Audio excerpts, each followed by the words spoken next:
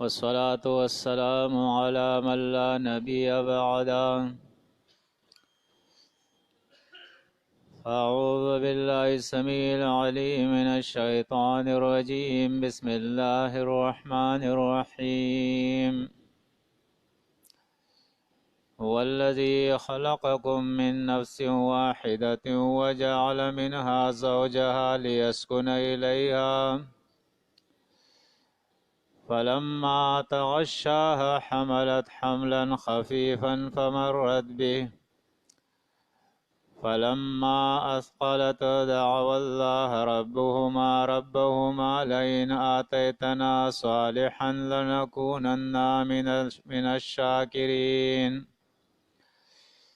فلما آتاهما صالحا جعلا له شركاء فيما آتاهما فتعالى الله عما يشركون أيشركون ما لا يخلق شيئا وهم يخلقون ولا يستطيعون لهم نصرا ولا أنفسهم ينصرون. سورۃ الاعراف کی آیات ہے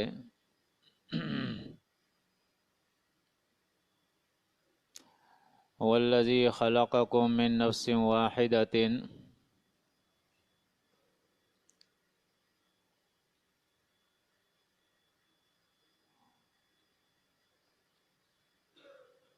اور وہ اللہ جس نے تمہیں پیدا کیا ہے نفس واحدہ سے، ایک نفس سے، یعنی آدم علیہ السلام ہی سے اللہ رب العزت نے اس کی بیوی کو تخلیق فرمایا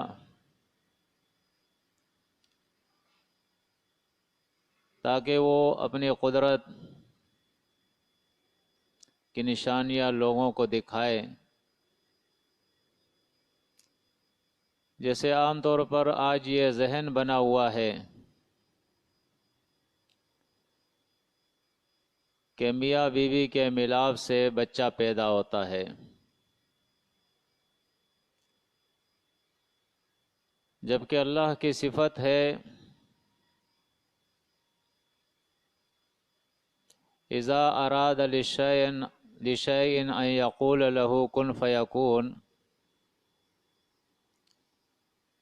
جب وہ کوئی کام کرنا چاہتا ہے کہتا ہے ہو جا، بس وہ ہو جاتا ہے.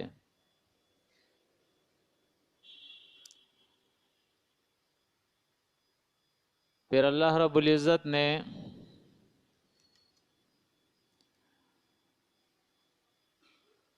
عیسیٰ علیہ السلام کو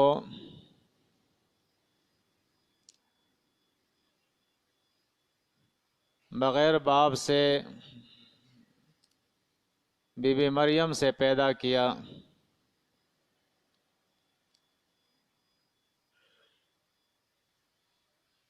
تاکہ لوگوں کو اللہ رب العزت یہ بھی دکھا دے کہ وہ بغیر ماں باپ سے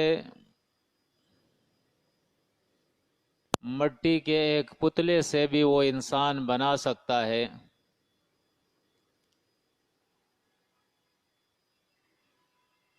وہ میاں بیوی کے ملاپ سے بھی بنا سکتا ہے، اور وہ اللہ ایک خاتون سے بغیر میاں کے بھی پیدا کر سکتا ہے. فرمایا ان مثل عیسیٰ عند اللہ کمثل آدم، بے شک اللہ کے نزدیک عیسیٰ کی مثال وہ آدم کی طرح ہے.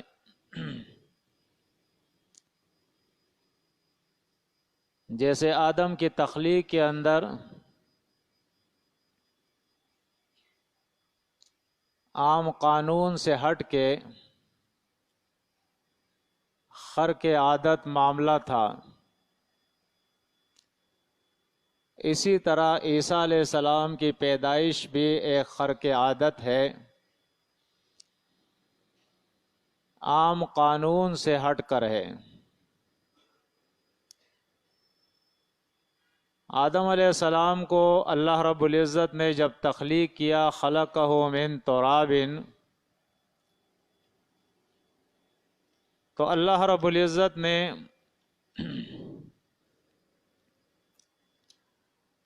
اسے مٹی سے بنایا، اور مٹی سے بنانے کے بعد اس سے کہا کن ہو جا فیکون، پس وہ ہو گیا۔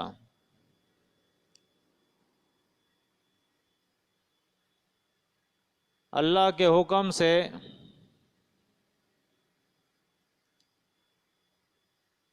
اس کے اندر زندگی آ گئی۔ اسی طرح جب بی بی مریم کے پاس ملائک آئے تو انہوں نے کہا اذ قالت الملائکۃ یا مریم ان اللہ یبشرک بکلمۃ منہ،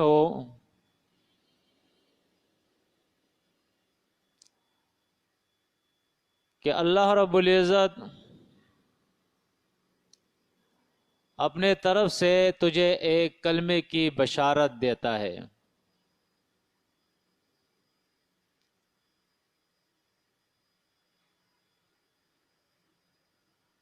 کلمتاً القاها الی مریم، یہ ایک کلمہ تھا جو مریم کے طرف ڈال دیا گیا، اللہ کا ایک امر تھا، حکم تھا۔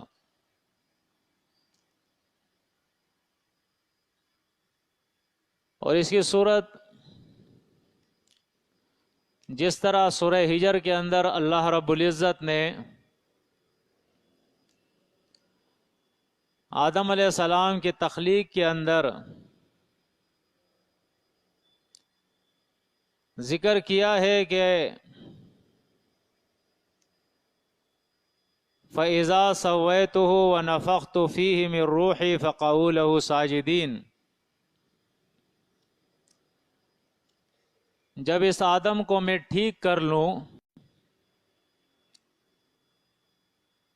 وَنَفَخْتُ فِيهِ، اور پھونک دوں اس کے اندر، من روحی، اپنے امر میں سے۔ تو یہ اصل میں ایک امر تھا، اللہ کا کلمہ تھا جو اللہ نے آدم علیہ السلام کے طرف دیا، اور بس آدم جو ہے وہ انسان بن گیا۔ اسی طرح عیسیٰ علیہ السلام کا معاملہ بھی تھا، والتی احسنت فرجہا فنفخنا فیہا من روحنا، یہاں بھی ایک کلمہ تھا۔ اللہ فرماتا ہے کہ وہ امر ہم نے اس کے طرف بھیجا ہے، پھونکا ہے، اور اس امر سے عیسیٰ علیہ السلام جو ہے بن باپ جو ہے وہ بن گئے، بغیر باپ کے۔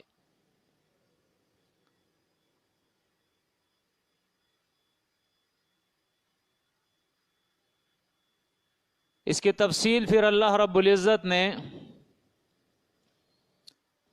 سورۃ مریم کے اندر کی ہے،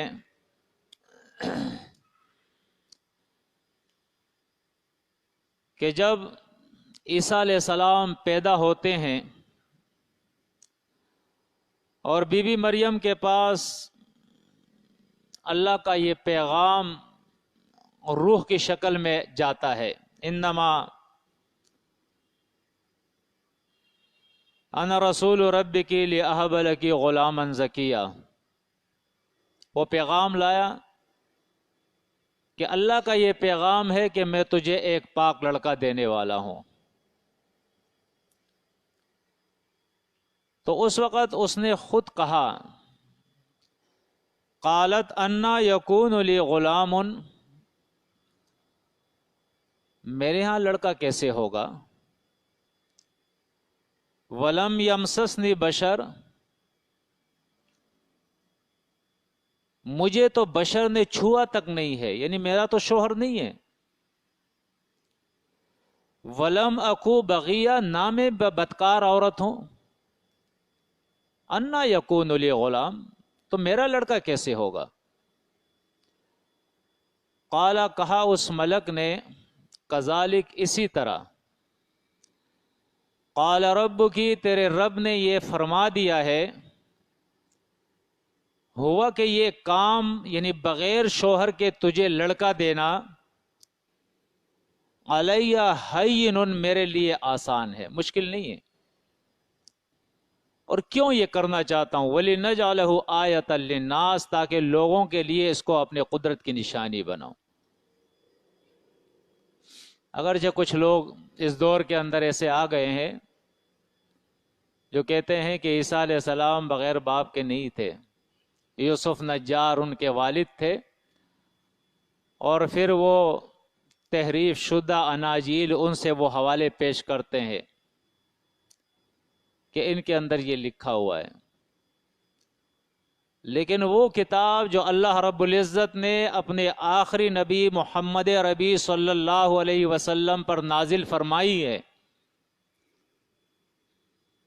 اس کتاب کے اندر اللہ نے اس بات کی بھی تصدیق کر دی ہے کہ ان کتابوں میں تحریف ہوئی ہے، توریت اور انجیل کے اندر۔ اور اس کتاب کے بارے میں، قرآن مجید کے بارے میں اللہ نے یہ تصدیق فرما دی، انا نحن نزلنا الذکر وانا لہ لحافظون، کہ ہم اس کتاب کے نازل کرنے والے ہیں اور اس کی حفاظت کرنے والے ہیں۔ تو اس محفوظ کتاب کے اندر اللہ رب العزت نے اس کی وضاحت فرما دی کہ بی بی مریم کا جو لڑکا ہوا تھا عیسیٰ علیہ السلام، ان کے والد نہیں تھے، بغیر والد کے اللہ رب العزت نے انہیں پیدا کیا تھا، اللہ کے امر سے وہ بنے تھے۔ یہ اللہ اپنی قدرت کی نشانیاں دکھا رہا ہے۔ یہ لوگ نہ سمجھے کہ یہ بچہ جو پیدا ہوتا ہے ماں اور باپ کے ملاپ سے، میاں اور بیوی کے ملاپ سے بچہ پیدا ہو جاتا ہے، نہیں۔ قرآن مجید کے اندر اللہ رب العزت بیان فرماتا ہے یہ اس کی قدرت ہے، یخلق ما یشاء، جو وہ چاہتا ہے پیدا کرتا ہے، یہب لمن یشاء اناثا، وہ جسے چاہتا ہے لڑکی دے دیتا ہے، وَيَهَبُ لِمَن يَشَاءُ ذُكُورًا، وہ جس کو چاہتا ہے لڑکے عطا کر دیتا ہے، وَيَجْعَلُ أَوْ يُزَوِّجُهُمْ ذُكْرَانًا وَإِنَاثًا، اور جس کے لیے وہ چاہتا ہے لڑکیاں اور لڑکے ملا جلا کے وہ دے دیتا ہے، وَيَجْعَلُ مَن يَشَاءُ عَقِيمًا، اور جسے وہ چاہتا ہے اسے بانجھ کر دیتا ہے، پھر کوئی اسے اولاد نہیں دے سکتا ہے۔ دیکھیں اسی صورت مریم کے اندر آپ دیکھیں اللہ رب العزت نے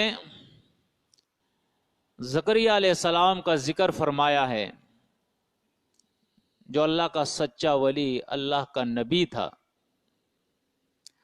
فرمایا ذکر رحمت ربک عبدہ زکریا، یہ ذکر ہے رب کی رحمت کا جو اس نے اپنے بندے زکریہ پہ کیا تھا۔ اذ نادا ربہ ندان خفیہ، جب اس زکریہ نے اپنے رب کو چھپ کے سے پکارا تھا۔ قرآن مجید ان چیزوں کو کیوں بیان کر رہا ہے؟ آج تو لوگ کہتے ہیں نا کہ اللہ کے لیے سیڑھی کی ضرورت ہے، وسیلے کی ضرورت ہے، ہماری سنتا نہیں، ان کی ٹالتا نہیں ہے، ہم ان سے کہیں گے، یہ اللہ سے کہیں گے۔ تو اللہ رب العزت ان واقعات کو اس لیے بیان کر رہا ہے کہ لوگوں کو معلوم ہو کہ وہ رب کائنات جس نے انسانوں کو تخلیق فرمایا ہے،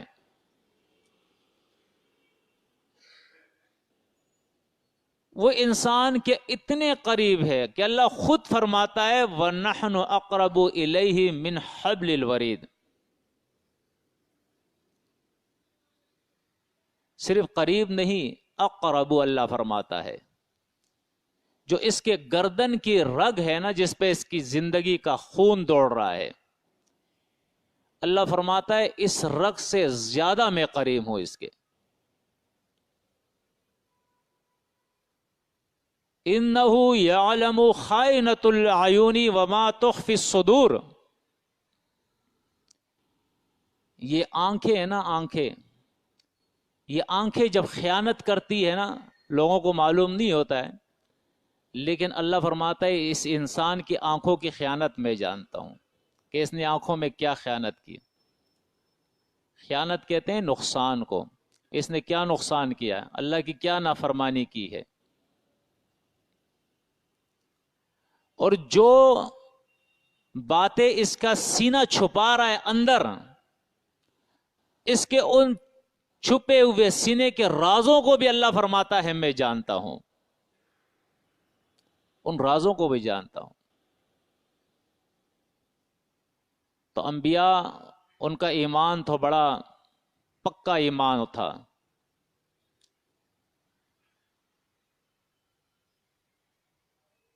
وہ تو علم الیقین، عین الیقین، حق الیقین، ہر 3 درجوں کے اندر اللہ کو پہچان گئے تھے.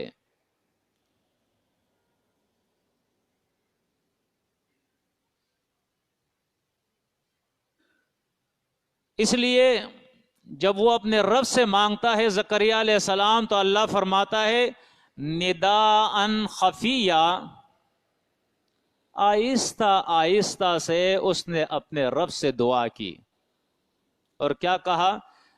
قال ربی، اے میرے رب. یہ نہیں کہا کہ بابا تجھ سے کہتا ہوں تو اللہ سے کہہ دینا. کیوں؟ اسے معلوم تھا کہ وہ میرا اللہ، وہ تو میرے گردن کے رگوں سے زیادہ قریب ہے، وہ تو میرے دل کی باتیں جانتا ہے. اس نے تو فرما دیا ہے انی قریب. اس نقطے کے بھی اندر آپ غور کریں، وہاں کا اقرب من حبل الورید، یہاں کا انی قریب، فانی قریب. قریب جو ہے اس کو کہتے ہیں فعل مشبہ، مشبہ بالفعل جس کو کہتے ہیں. اس کے اندر دوام ہوتا ہے، یعنی یہ نہیں کہ کسی ایک زمانے میں، بلکہ پہلے بھی، اب بھی، اور آنے والے دور میں بھی اللہ فرماتا ہے میں انسان کے قریب تھا، قریب ہوں اور قریب رہوں گا. فإنی قریب. تو اللہ بیان فرماتا ہے کہ زکریہ علیہ السلام نے کہا قال ربی، اے میرے رب، انی وہن العظم منی، ہڈیاں میری کمزور ہو گئی ہے. یعنی بڑھاپا اتنا ہے کہ ہڈیاں میری کمزور ہو گئی ہے، جواب دے چکی ہے. واشتعل الرأس شیبا، اور بڑھاپے کی وجہ سے میرے بال جو ہے وہ شعلے مار رہا ہے، یعنی انتہائی سفید ہو گئے ہیں. ولم اکم بدعائک ربی شقیہ، لیکن پھر بھی میرے رب تجھ سے مانگنے سے میں نا امید نہیں ہوں. شقیہ اصل میں شین قاف کے معنی ہوتے ہیں کسی چیز کا کسی چیز سے الگ ہو جانا. پھر بھی میں تجھ سے مانگنے سے نا امید نہیں ہوں، دور نہیں ہوں، تجھ سے الگ نہیں ہوا ہوں. میں تیرے در کو چھوڑ کر کسی اور کے در پہ نہیں گیا ہوں. میں وَإِنِّي خِفْتُ الْمَوَالِيَ مِنْ وَرَائِي وَكَانَتِ امْرَأَتِي عَاقِرًا، اور مجھے پیچھے کا تھوڑا سا ڈر ہے. اللہ کے نبی صلی اللہ علیہ وسلم نے فرمایا جب اللہ کا رسول اور نبی دنیا سے رخصت ہوتا ہے تو درہم اور دینار چھوڑ کے، اشرفی چھوڑ کے نہیں جاتا ہے، وہ دین کا علم چھوڑ کے جاتا ہے۔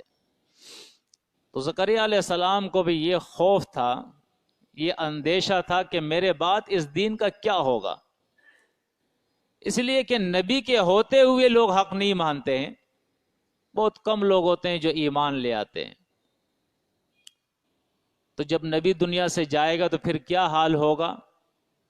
تو اے اللہ اس لیے میں دعا کر رہا ہوں کہ تو مجھے لڑکا عطا کر دے تاکہ میرے بعد وہ دین کو سنبھالے،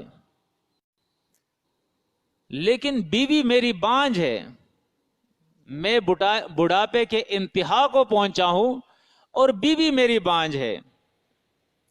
فَحَبْ لِي مِن لَّدُنْكَ وَلِيًّا، اے اللہ